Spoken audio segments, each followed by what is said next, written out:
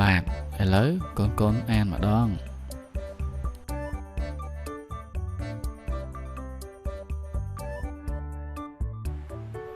បាទកូននេះគឺលេខ1តោះឥឡូវយើងរៀនសរសេរលេខ1តាមដៃលោកគ្រូមកណាយើងគួចហើយកោងវត្តកន្ទុយដូចដៃមកបាទលេខ1ឡើយអត់1កង្កែ1ក្បាល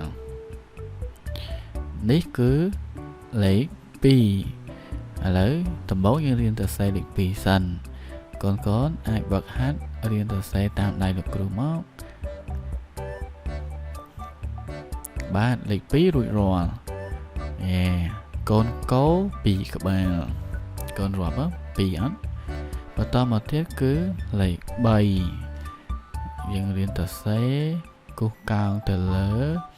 មកស្ដាំហើយចុះក្រោមត្រង់នៅខាងលើយើងទាញមកស្ដាំហើយចុះក្រោមបាទលេខ3កូនឆ្មា3ក្បាល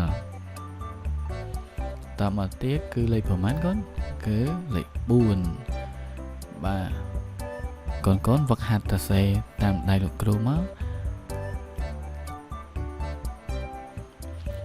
បាទរួចរាល់គឺលេខ4មានកូនឆ្កែចំនួន4ក្បាល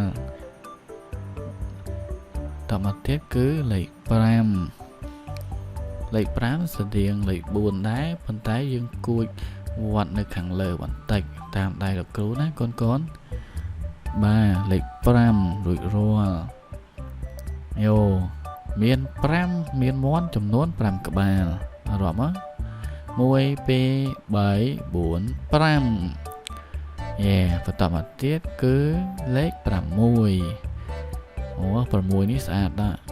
បាទយើងគួចគូកោងឡើងទៅលើហើយវត្តសក់បន្តិចលេខ6កូនរាប់មកចាប់មានចំនួនប្រមាណចំនួន6ក្បាលបន្តមកទៀតគឺលេខ7បាទគួចជើងតិចហើយឡើងទៅលើ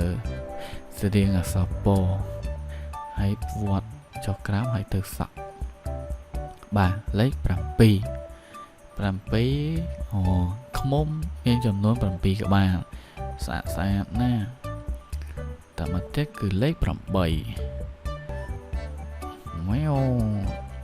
កូនអាចវឹកហាត់សរសេរនៅលើក្តារខៀនក៏បានឬក៏លើសភៅក៏បានបាទគឺលេខ8អូជ្រូកមានចំនួន8ក្បាលបន្តមកទៀតគឺលេខ9បាទលេខ9រួចរាល់កូនចេះសេទៅនៅបាទសេះមានចំនួន9ក្បាលលេខ10មានលេខ0លេខ1ហើយនិងលេខ0បាទឥឡូវយើងសរសេរលេខ1កូនសរសេរមុននឹងហើយបន្តមកទៀតយើងគូសជារង្វង់លេខ0បាទ10រួចរាល់អូ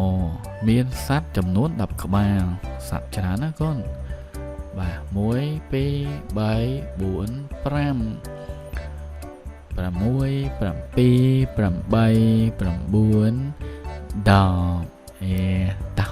ដល់ទៀត1 2 3 4 5 6 7 8 9 10